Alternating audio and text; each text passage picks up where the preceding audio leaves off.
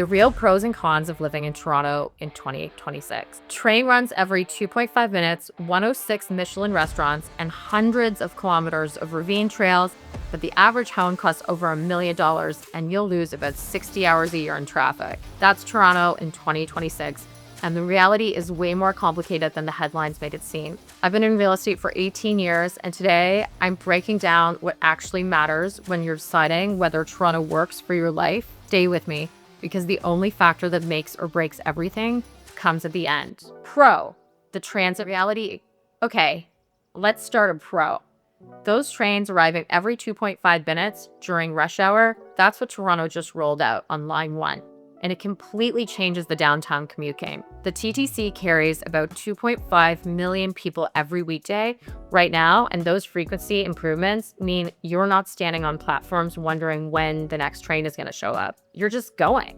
And the Finch West LRT, that opened December 7th, 2025, is connecting northwestern Toronto in a way that didn't exist before. It's not just subways. Go Transit is expanding with 15-minute service all day on core routes. And the Up Express gets you from Pearson Airport to Union Station in 25 minutes. And just wait until I talk about the Ontario line completion in 2031. I'll break down exactly how that reshapes property values in different neighborhoods. Stay with me. Now that's real infrastructure that makes getting around easier than it used to be.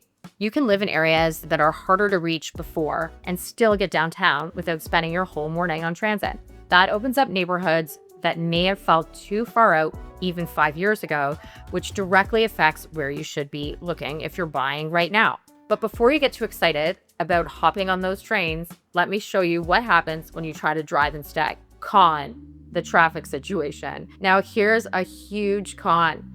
59 hours is the average the Toronto driver lost to traffic in 2025. Yikes. Sitting in their car, going nowhere.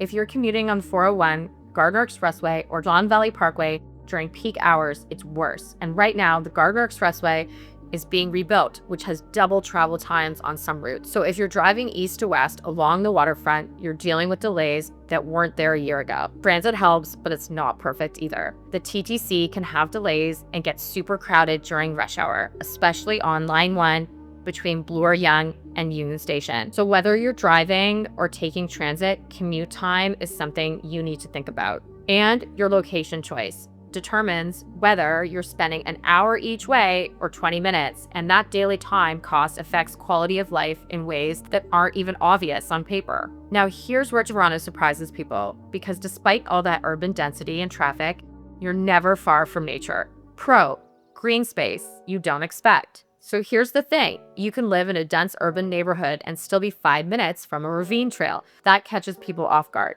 Toronto has hundreds of kilometers of ravine trails running through the city, and they're not just weekend destinations. You've got High Park at 400 acres, the Toronto Islands, just a ferry ride from downtown, and the Martin Goodman Trail stretching 56 kilometers along the waterfront. People use them every day for running, cycling, and just getting outside without leaving the city. And that balance matters. It's one of the reasons Toronto keeps ranking among the world's most livable cities. You get the urban energy without feeling like you're stuck in a concrete jungle all the time. That combination of density and green space affects quality of life in ways that aren't always obvious until you're actually living here, which brings us to the job opportunities that keep people in the city despite the costs. Quick note before we move on. If you're watching this and thinking about making a move to Toronto, or if you're already here and trying to figure out which neighborhood actually makes sense for you, I work with buyers navigating exactly these decisions every day. My contact info is in the description below, and don't forget to subscribe to the channel. I would love to help you in any way that I can. All right, now let's get back to it. I'll give you another con. Con, the winter reality. Scraping ice off your car at 6:30 a.m. in minus 17 degrees weather. That's November through March in Toronto, and it's a real adjustment if you're coming from somewhere warmer. Toronto gets about 108 to 121 centimeters of snow every year, and January lows average around 20 degrees Fahrenheit. You're bundling up for the walk to the subway and dealing with slush on sidewalks. It's not extreme compared to other Canadian cities, but it affects daily routines. Now, the upside is that Toronto does winter well, The path system is a 30-kilometer underground walkway connecting buildings downtown so you can move around without going outside. And outdoor skating rinks, winter festivals, and cross-country skiing in the ravines gives you ways to actually enjoy the season instead of just surviving it. But the walkability factor we're breaking down later shows you exactly which neighborhoods eliminate the need to deal with winter driving completely. Stick around. Now, winter is part of the deal, but the infrastructure and activities make it manageable, which matters when you're thinking about year-round quality of life and whether specific neighborhoods work for you long-term. And speaking of what makes Toronto worth it despite the cold, let me show you the job opportunities that keep people here. Pro, the job market reality. $1 in $5 of Canada's entire GPA come from Toronto. That concentration creates jobs, density you don't find anywhere else in the country. You've got the financial district with Canada's 5 largest banks, the 3rd largest tech hub in North America, and major hospital systems like UHN, which is ranked #1 in Canada and #3 globally. If you're in finance, tech, healthcare, education, or creative industries, Toronto has opportunities that don't exist in smaller cities. You can switch careers without leaving the city, which is a big deal if you're thinking long-term. But here's the catch. Those jobs are packed into specific areas, and your commute depends totally on where you choose to live. Now, if you're working downtown and living in Scarborough, you're looking at a serious commute. If you're working in Markham and living downtown, same thing. The diversity of opportunities means you're not locked into one industry, but that you only work if your location supports the commute pattern you're willing to handle. So those career opportunities sound great, but they come with a price tag that catches a lot of people off guard. Con, the cost reality. Okay, so the average home price in the city of Toronto was $1,040,000 in November 2025. That number shapes every buying decision in this current market. It sets the baseline before you even start looking at listings. It's down a bit from the 2022 peak, but it's still historically high, and it puts pressure on affordability across the board, and you feel it everywhere. Not just when you're signing paperwork, but when you're trying to figure out what kind of life you can build here. This is the thing that catches people off guard more than anything else. You can handle cold winters, you can handle traffic, but the cost of living is constant and it doesn't ease up. It's the part that sneaks into every conversation about schools, commutes, and lifestyle. So when you're thinking about Toronto, the cost piece has to be part of your planning from day one. You need to know what your ceiling is and how far your budget really stretches. Understanding what these prices buy you in different neighborhoods determines whether Toronto makes sense for your situation. $1 million gets you something completely different in the core than it does in the East End or the outer suburbs. But here's the thing about those prices. They come with more variety than you might expect. Once you dig in, you see pockets that offer better value, pockets that offer convenience, and pockets that offer space. And that's where people start to figure out what type of Toronto life actually works for them. Pro, housing options that actually exist. High-rise condos, downtown, Victoria homes in the beaches, semi-detached houses in the annex, low-rise apartments in North York. The variety is real, and it gives you options depending on what you can afford and what you actually want. Now, let's be honest. Like I just mentioned, the average home price in the GTA in November 2025 was $1,040,000. The average condo price is $663,000, which is more accessible, but still a stretch for a lot of people. So you do have options, but they come with trade-offs. And compared to the parking costs we'll discuss in a bit, these prices start making more sense when you factor in the total cost of the car ownership in this city. Now, you might find a Victorian townhouse in Lesligo, but you're competing with other buyers in a market that's still tight for certain housing types. Or you might find a condo at Yonge and Eglinton, but you're paying premium prices for direct subway access. The variety matters because it gives you entry point at different price levels. And understanding these trade-offs helps you focus your search on what you're actually willing to give up. But even when you find something you can afford, you might run into the competition problem. Con, the housing competition. Well-priced detached homes in the Beach, Riverdale, or Hyde Park, they're gone in days, even in a buyer's market.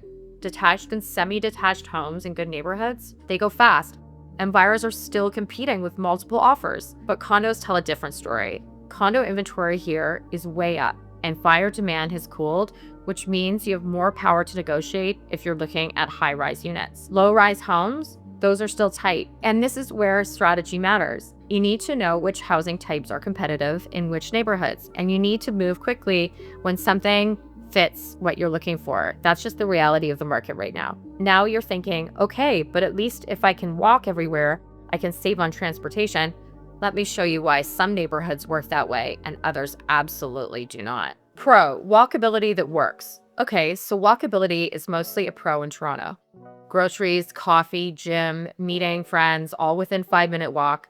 That's daily life in the right Toronto neighborhood. And it eliminates the driving, parking, traffic cycle completely. Financial District, Entertainment District, Kensington Market, the Annex, Yonge and Eglinton, these areas pack daily stuff into short distances. You're not spending time driving, parking, and sitting in traffic. You just walk. But let's be clear, outer neighborhoods don't work this way. If you're living in Scarborough or Etobicoke, you're probably driving for most errands. So walkability is neighborhood specific, and it's something you need to check before choosing where to live. The last location choice affects your lifestyle in ways that compound over time. And if you need a car, the next reality is going to affect your budget way more than you think. Con, the parking challenge. 200 to 300 plus per month just to park your car in your own building. And that's before you deal with street parking and before you go anywhere. If you're living downtown, that's the reality. And if you're visiting friends or going to restaurants, you're either paying for street parking or using paid lots. Some neighborhoods are car dependent by design, but others are built around transit and walking. So if you're someone who needs a car for work or just how you live, you need to factor parking into both your budget and your location choice. It's one of those things that adds up quickly and affects which neighborhoods actually make financial sense. Now, parking aside, Toronto has something that makes daily life here completely different from other North American cities. Pro, the cultural scene.